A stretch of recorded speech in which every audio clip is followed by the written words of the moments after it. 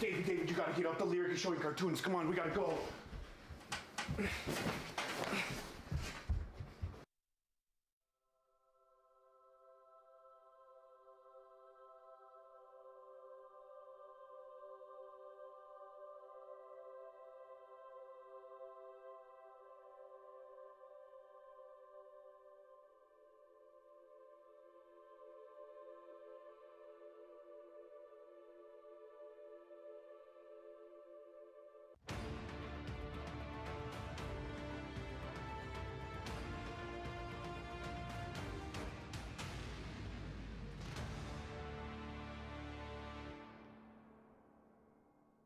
Here we are at the Lyric, where every Saturday morning they show cartoons.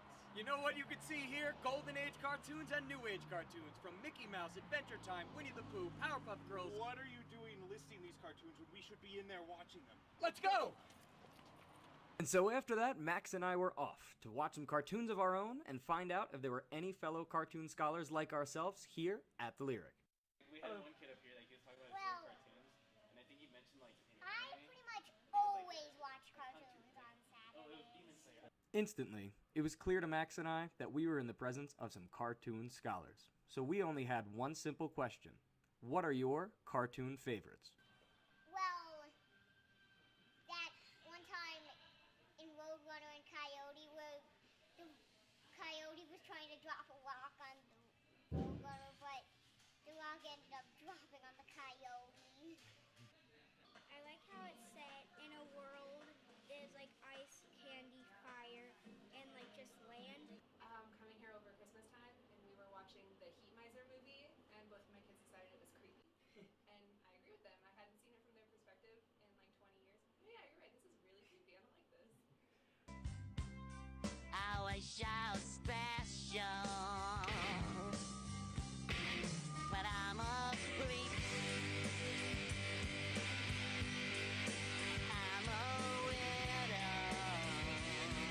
After getting to know the community that comes to the Lyric on Saturdays and Sundays to watch cartoons, Max and I headed over to the cereal bartender to ask her questions about what makes this Lyric event so special. Because it's not just kids coming in, it's, it's adults, it's, people from all across the town. It's kind of familial, and familiar is what I would say, and super comfortable, and I think people And with that, feel Max and I's time at the Lyric came to a close. But true before for we headed so out, many we needed to ask aspects of people one question. What's your favorite cartoon?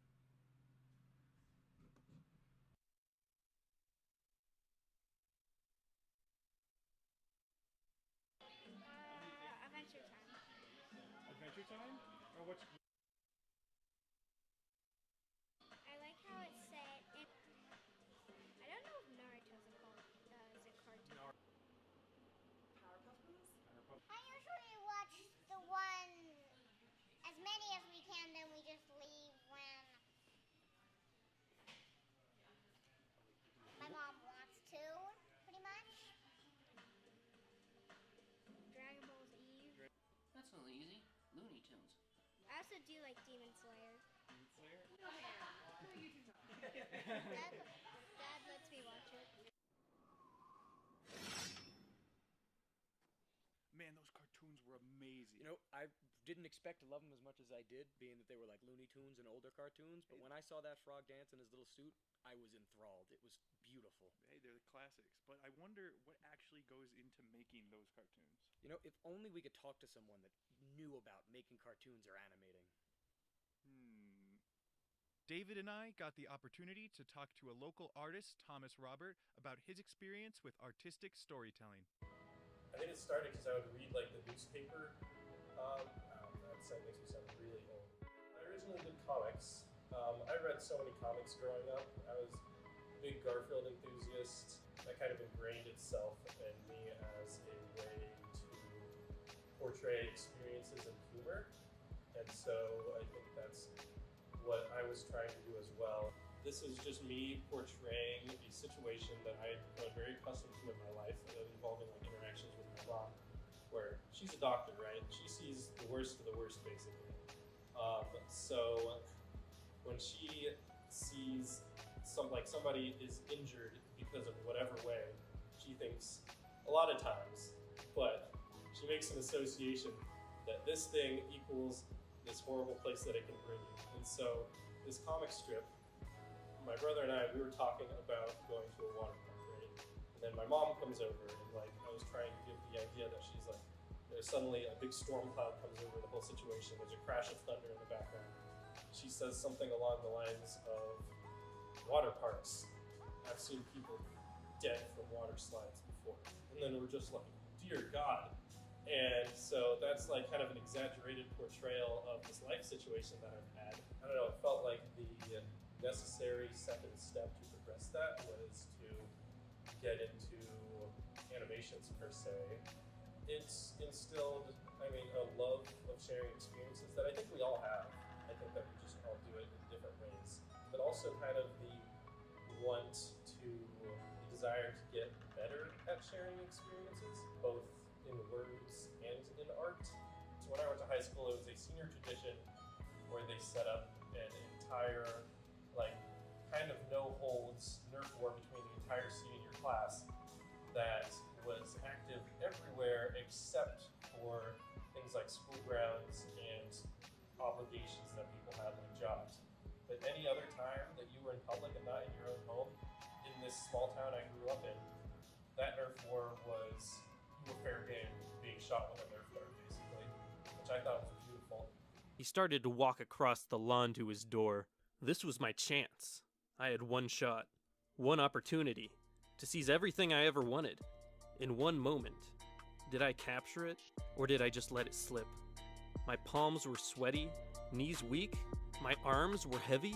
Mom's spaghetti. Wait, that doesn't make any sense. I'm sorry. I'll stop. One art class here that was an elective, and I enjoyed it thoroughly. It was just like the intro to art class. I don't think I realized it at the time, but it was just kind of another step of reinforcing this idea that art is a passion of mine. I think now I've accepted that it's kind of an inevitable part of my experience on this earth. That was like one of my most positive experiences, is taking that class here at CFC. And out of all the science courses and everything that I took, I still took more away from that art class that is applicable today than I did from like those science courses. Well, like if you look at art in an objective way, in a functional way, it really serves no physical function. It's just, we see a pretty picture on the wall, but for some reason we love it. It'd be like somebody looking at a Darth Vader poster who likes Star Wars versus, I don't know, a Star Trek poster, and say they've only seen the Star Wars movies, so they're like, yeah, I like that, obviously. They're like, I like that Star Wars poster better, because they connect with it more. And for people interested in telling their own stories, Thomas had this to say. Trust your gut. It may seem like, I think that people have bad feelings for bad reason, like things like anxiety, and this is something that's really resonated with me in my experience growing up, and art is applicable to this. Trust your gut in that my gut has told me to make art. Anxiety tells me when there's something wrong that I don't agree with, and don't be afraid to explore those feelings because you'll really learn about yourself. Well, now that Max and I have seen what goes into storytelling through art, we decided that we should try our own hand at it. So stay tuned, because after the break, Max and I are going to try to make some cartoons of our own. Living with someone you don't know on the other side of the wall is hard, especially if you don't know how to be a good roommate. The first thing that you'll want to do to be a good roommate is make sure that you always stay quiet.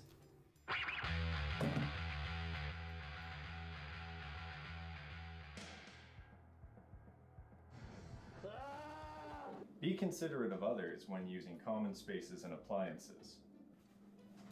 Hey buddy, what you doing? I'm just gonna need like 40 minutes. Be respectful of your roommate's privacy. Ugh, my bad. Finally, make sure that you clean up after yourself. Oh, fresh toothbrush.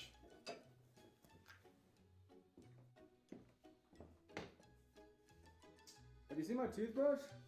Follow these tips to get along with your roommates and your landlord.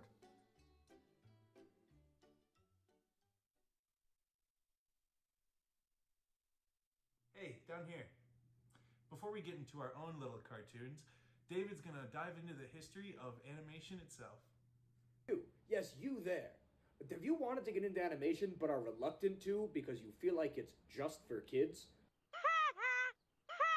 Well, wait until I tell you why that is full of baloney. Hear me out. Alright, so the first thing we should do is define animation. And what animation is an art form that brings life to still images. And as you can tell based on my attempt at it, that process is really difficult. That is, unless you're trying to have the handwriting of a 3rd grader. But what exactly goes into this process of animation? Well, an animator takes an image and looks at it in layers. Usually, there are the background, the foreground, and the character layers. By moving these layers bit by bit and capturing a new image for every moment, an animator can collect an image every time the layers move, and then put these images together to create a full animation. This exact style of animation helped to create classics like DuckTales or Powerpuff Girls, but as time's arrow has continued to march forward, technological developments have allowed for the same process to be computerized, helping create classics like Tangled, Kung Fu Panda, or WALL-E. Now, animation technology has gotten so advanced that everyday people can animate right from their computer at home with software like Stop Motion or Adobe Animate shown here. And with this level of accessibility to software, everyday people like you and me can create some everyday classics, like this one here. It's him!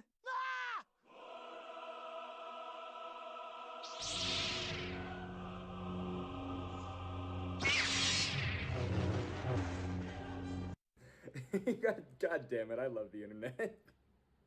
With this technology, now more than ever, movies like Into the Spider-Verse or Mitchell's vs. the Machines have helped start to give animation the credible reputation it deserves as a storytelling medium.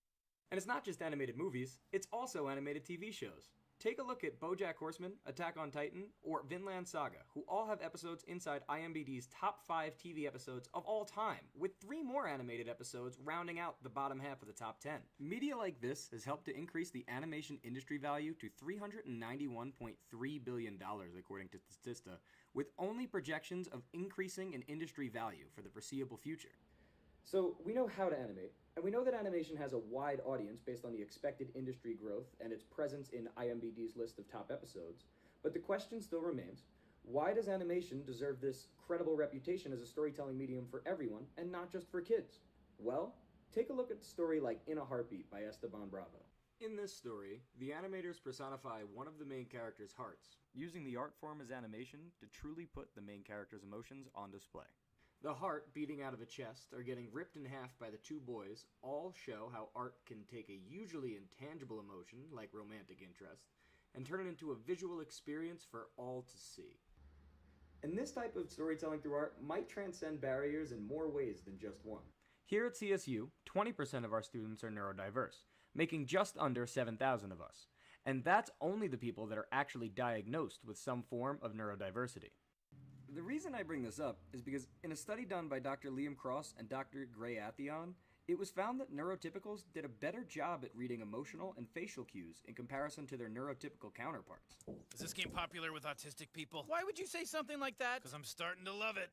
Studies like this help to further demonstrate the idea that animation isn't just for kids, but it's a form of storytelling that has the ability to transcend traditional barriers in communication.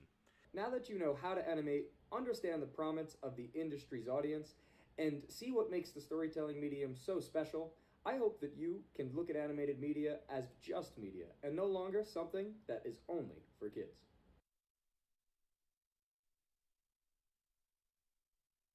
So now you got to see our animation skills. As you can see, not really professionals. I made my frog hop once, maybe twice.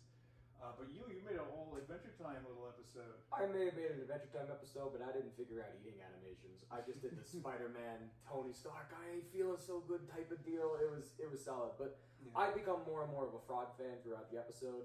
The frog earlier at the Lyric, and now this frog here, they're sneaking up on raccoons for that #1 animal spot. Yeah, I mean, for my animation, all I did was watch 30 minutes of YouTube videos. I said, that looks easy. I can make a frog. My original idea was to have a frog jump this way, jump that way, stick his tongue on the screen and fling around. 2.5 hours I spent, he jumped. 2.5 hours. I, on mine, probably spent about 4 hours actually working on the animation, but I probably spent about 6 hours doing research. A lot of it was ChatGPT asking it questions because it has like the premier Pro database installed, and it can tell you basically whatever you need to know in order to work Premiere Pro or Adobe Animate. So you cheated. I didn't cheat. I asked for how does this work and had a robot read the rule manual for me. Yeah, sounds like cheating. So now that we've talked about our animations, let's talk about some of our favorite cartoons of all time. Ooh. I'm going to start off with number 3 for me. It's a semi-recent one. It's Arcane. Now, that's a show based off of a the League of Legends game. Never played that game. Don't really want to. But that show is incredible. The story is great. The characterization is great. The world building is phenomenal. Like, I found myself so attached to these characters, and they're told in like arcs of these 3 episodes, where it's like the first 3 is these main characters as kids, and I think the 3rd episode, it just has this like heartbreaking end. I won't spoil anything for you, but it has this heartbreaking, chattering thing, and I'm like, this felt like a finale, and then the next 3 episodes is like the second act, kind of, and you just get to build up more of what these characters are going through now, what's gone on through the years, and then the conclusion is phenomenal with like an emotional ending and just hard stakes, and it's amazingly animated. It's like a unique 3D, 2D style. I can't even put my tongue on what that would be called, but it was just so interesting and vibrant and colorful. I just loved it so much. But yeah, what would be your number 3? Well, my number 3, if that's what we're doing, we're ranking them 1, 2, 3. Number 3 for me is going to be The Owl House. The Owl House airs on Disney, or used to air on Disney. It was canceled. Just finished up its 3rd season and its final season after getting canceled. The conclusion was alright. The conclusion was not my favorite, but the progression of storytelling from season 1 to season 2 was phenomenal. The main character is neurodivergent as well as I am, so I have relatability there. Also, Lumity. Luce and Amity, 2 of the main characters, lesbians leading the Disney Channel on animated television. I love it. It's phenomenal. If you like lesbians, and you like witches, and you like hijinks, and you like a main theme of us weirdos need to stick together, which is said almost in every episode, it's the show for you. It's so good. It's one of my favorites. Yeah, I watched a season and a half of that. That was what was on Disney Plus at the time, and then I haven't seen it since, but I really loved that. I really loved Lumity. That connection was great, and I watched that with my roommate, and it was just a phenomenal experience, and we'll be watching it again. But to move on to my number 2 cartoon, it would have to be Gravity Falls, which was really close to number 1, but it's number 2 because it was just my childhood. I remember it coming out in 2012, and like I would just watch every new episode come out, and I remember that's when like I was getting on YouTube and discovering YouTube, and there was like theory videos, and it's like, who wrote the journal? And I was like, oh my gosh. Uncle Stan has a secret brother? We don't know that, but it was just amazing. Came out 10 years ago. This is true. But it was just amazing storytelling. It was phenomenal animation, like phenomenal story, and I got a connection to Dipper of just this nerdy kid, and I'm like, I'm that nerdy kid. That's literally me for real. For real? Oh, yeah, I know you like Gravity Falls as well. Do you have anything to say about it? Gravity Falls is one of my favorites. The journals and the fan involvement in that show was one of the things that really got me into it. At the end of that show, the fan involvement was so big that they had a chase for Metal Bill Cipher, which is a character in the show, outside of the United States. There were people coming for miles looking in the woods for like statues of Bill Cipher. It was wild. But speaking of fan engagement, number 2 for my cartoon list has a really big fan engagement. It's Steven Universe. Steven Universe, one of the first cartoons I ever watched, probably the first cartoon I ever watched. I started watching it at 14 in my basement as a joke. I was like, haha, crybaby. Starboy got no powers. But then Jailbreak happened. And if you've never watched Steven Universe, Jailbreak is when Ruby and Sapphire become Garnet. And even if that doesn't mean anything to you, they beat the living bejesus out of Jasper. And then you find out these different characters, these different arcs. It's beautiful. If you ever want to watch a show that focuses on character development and looking for the bright side and aspiring for hope and change in people, Steven Universe is that show. It's Star Wars if Star Wars wanted, like, stop the genocide, everyone is great, peace is the only answer. It's soft Star Wars. If you're looking for that, you would love Steven Universe. Yeah, I love Steven Universe as well. I watched that too. amazing cartoon. Honestly, it's kind of hard for me to get into it at first. Just like there was like a creepy episode where his fingers became cats, and I was like, oh my gosh, that's terrifying.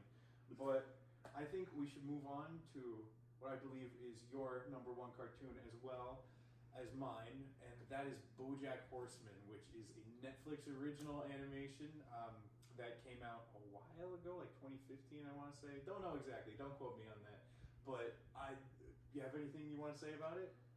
BoJack Horseman changed the game for animation, in my opinion. Before BoJack Horseman, animation was made to be those cartoons, those Tom and Jerry, those Looney Tunes type of experiences that you see prior. BoJack Horseman takes a look at a character in BoJack himself and other characters like Diana, Princess Carolyn, and develops them into these people with issues that are relatable, and it makes you feel in ways you almost never thought you would have felt, while still remaining to have that like witty humor that cartoons bring, and the punchlines, the animal puns, the obscure plots. It's nonsensical, but finds a way to hit you in the heart, and really, there's no other show that does it like BoJack, in my opinion. Yeah, I have to agree. It had so many phenomenal episodes. There was an episode with absolutely no dialogue where he was Fish out of underwater. water. Fish out of water. That was amazing. It showed so much emotion without a single word being spoken until the very end. It just made that word more powerful. And there's the second to last episode, The View from Halfway Down. There's just a lot of like deep themes and meanings. And also, it's a bunch of talking animals that get into hijinks. There's Todd, who's my favorite character. Todd Chavez. Yeah, he's asexual and he's a goof, and it just reminds me a lot of me. It's just phenomenal. And how can we forget to mention Margot Martindale, character actress Margot Martindale, 6 seasons. I think she won an Emmy for BoJack. You can Google it. I legitimately think she wins an Emmy season 6 for BoJack. That's amazing. But moving forward, we've talked a lot about our favorite animated shows. Really what we got to look at is our favorite animated movies, because we really haven't given them much of a mention here in this talk section. Max, same format. Do you have a third favorite? Yes, I think it's going to have to be Puss in Boots, The Last Wish, which just came out recently. That was nearly number one.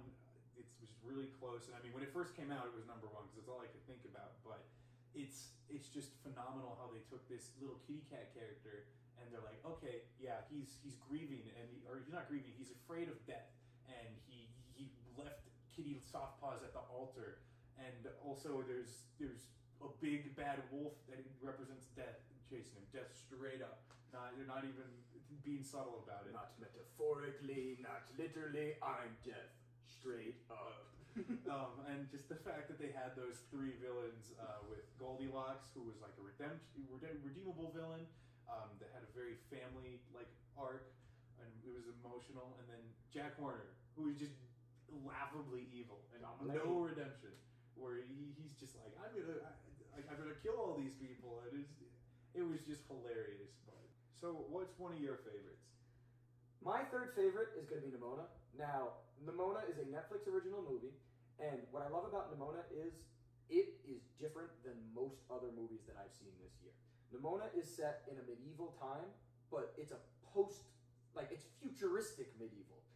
While they're like jabby sticks on the horsey thingies are robots. That's cool. That's so cool. They're in a cool town too. Now, Nimona themselves, shapeshifter. She's got Beast Boy powers. She can turn into a whale, a rhinoceros. She can turn into another boy. She can do whatever she wants. They can do whatever they want. I'm sorry to misgender them. That's another thing that's cool about this movie. The main character is a they-them. It's a non-binary person. The representation, the character storytelling, and the different world bending that you see with this like cool animation and this, it's just different. And I love seeing things that are different and like to take those risks into categories that really aren't explored much in common media. Yeah, I've only seen trailers for it, but now that you're talking about it, I'd really like to go see it on Netflix. But from another one of my favorite movies, it's a classic I saw in theaters. It is Megamind, starring Will Ferrell. Megamind! I just think that movie is so funny, and it actually has like this great like story of a villain becoming a hero, and it does it so well, and it's like not as generic as you think. There's a lot of like, it's a deep dive into this blue alien, and it's just wacky, and I just love everything about it. It's one of the funniest movies that I've ever seen, and it just holds a special place in my heart. So yeah. I don't entirely know if I'm allowed to say this on camera, but one of the things that keeps me up at night is the fact that DreamWorks had the choice between making more Minions movies, which now they've made 5 of, or making a single another Megamind movie. And they decided to franchise the Minions. Now I get it.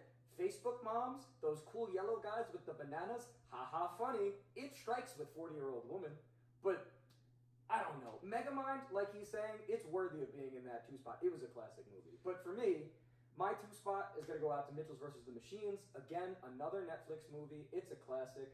Mitchells vs. the Machines is the story of the family of the Mitchells, who Katie Mitchell is going off to college.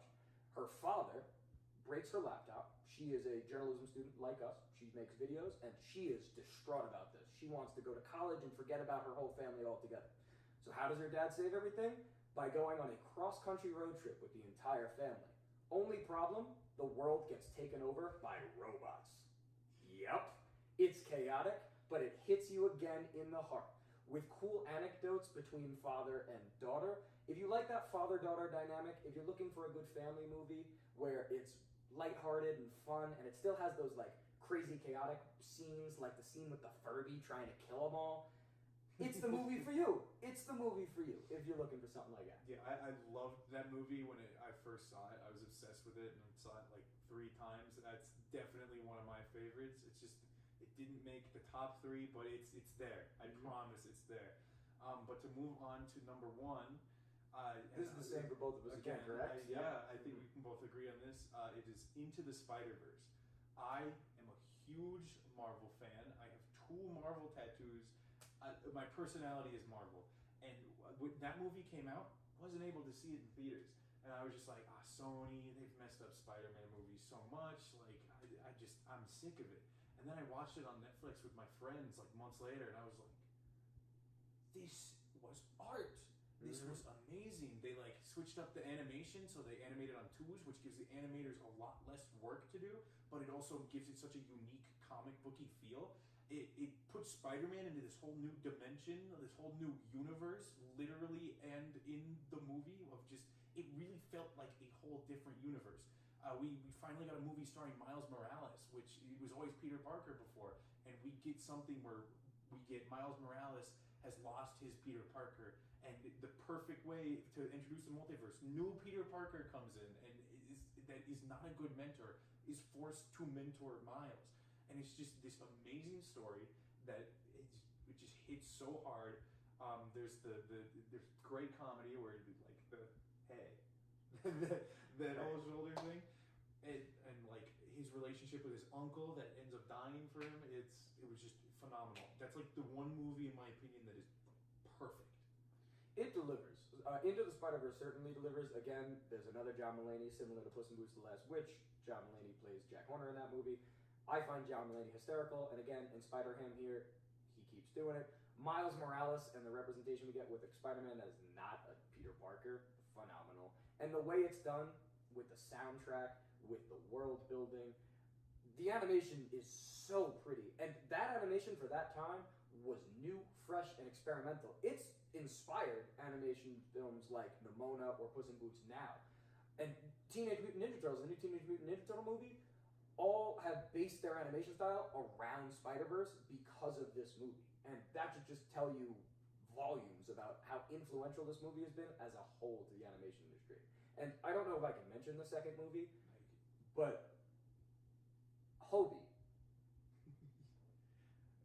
You know his animation style for that second movie, we're getting kind of off topic, he is animated in 3s, his guitar is animated in 4s, and I think his vest is animated in 3s, but like opposite of how he's animated in 3s. It's just like a whole like. How long did it take the animators again to make Spider-Verse? Oh, it took them 6 months to just figure out Hobie's animation, and I believe there's a rumor that we'll be going to his dimension in the next one. But anyway, that's all the time we really have for you for this episode. I'm glad you were able to stick with us and get the enjoyment of cartoons that me and Max have. I know there's some cartoons that we might have missed, and other cartoons that we mentioned that we just want to see again. So, to roll us out for the rest of this episode, we've put together a little montage of our favorite cartoon clips. For now, I'm David Carlson.